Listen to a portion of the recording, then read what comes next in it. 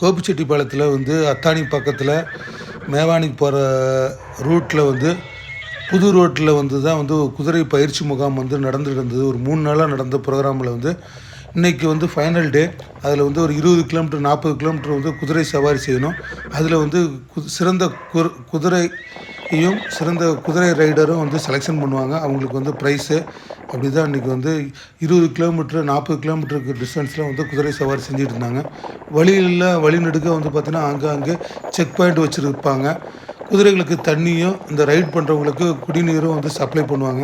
நாங்கள் அப்படி தான் இன்றைக்கி வந்து அவங்க போகிற தடத்துலலாம் கொஞ்சம் ஆங்காங்கே நின்று அப்படியே பார்த்தோம். நாங்கள் இந்த செக் பாயிண்ட்லலாம் குதிரைகளுக்கு வந்து குதிரை ரைடு பண்ணுறவங்களுக்குலாம் தண்ணியெலாம் அப்படியே கொடுத்தாங்க. சரி, நாங்கள் வந்து அந்த ஏரிக்கரை மேலே வந்து அந்த குதிரைகளை ஓடி வருவது வேகமாக ஓடி வர்றதெல்லாம் பார்க்குறதுக்கு அவ்வளோ அழகாக இருந்தது. அந்த குதிரை ரைட் பண்ணுறவங்கள பார்க்குறதுக்கு வந்து பார்த்திங்கன்னா ஏராளமான மக்கள்லாம் கூடி நின்னாங்க. அதே இடத்துல வந்து பார்த்திங்கன்னா செக் பண்ணுறதுக்காக வந்து பார்த்திங்கன்னா அந்த வட இந்தியாவிலேருந்து வந்தவங்க ஜட்ஜெல்லாம் வந்து நின்று பார்க்குறாங்க. இந்த 20 கிலோமீட்டருங்கிறப்ப போயிட்டு இந்த ஏரிக்கரையை ஃபுல்லாக ஒரு ரவுண்ட் அடிக்கிறாங்க. சரின்னு சொல்லிட்டு தான் நிறைய பேர் கூடி நின்னோம். அதெல்லாம் அப்படியே இந்த குதிரையெல்லாம் ஓடி வர்றதெல்லாம் சரின்னு சொல்லிட்டு கொஞ்ச நேரம் எல்லாம் பார்த்துட்டு கடைசியாக வந்து பார்த்திங்கன்னா இந்த செக் பண்ணுற ஒரு ஜட்ஜே வந்து கூட பைக்கில் போய் ரவுண்ட் அடிக்கிறாரு. கரெக்டாக போகிறாங்களா வராங்கன்னு சொல்லிட்டு. சரி, கடைசியில் அந்த ரவுண்டெல்லாம் முடிச்சுட்டு திருப்பி வந்து இந்த புது ரோட்டில் இருக்கிற அந்த செட்டுக்கு வராங்க.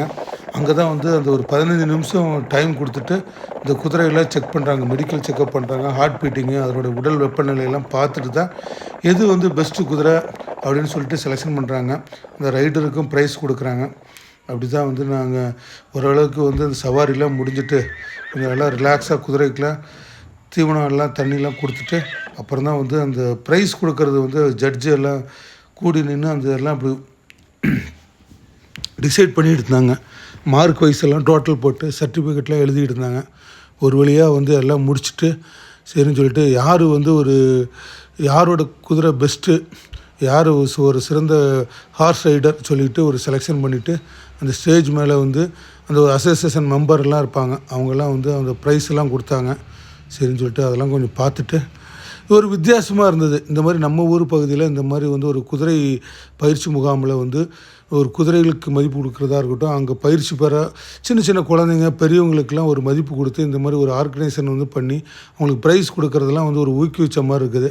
சரி, எங்களுக்கு ஒரு வாய்ப்பு கிடச்சிது இன்றைக்கி வந்து இந்த மாதிரி ஒரு நிகழ்ச்சியை பார்க்குறதுக்கு. சரின்னு சொல்லிட்டு எல்லோரும் பரிசு கொடுக்க நிகழ்ச்சியெல்லாம் பார்த்துட்டு சரின்னு சொல்லிட்டு அப்புறம் நாங்கள் அங்கேருந்து அப்படியே வீட்டுக்கு கிளம்பிட்டோம்.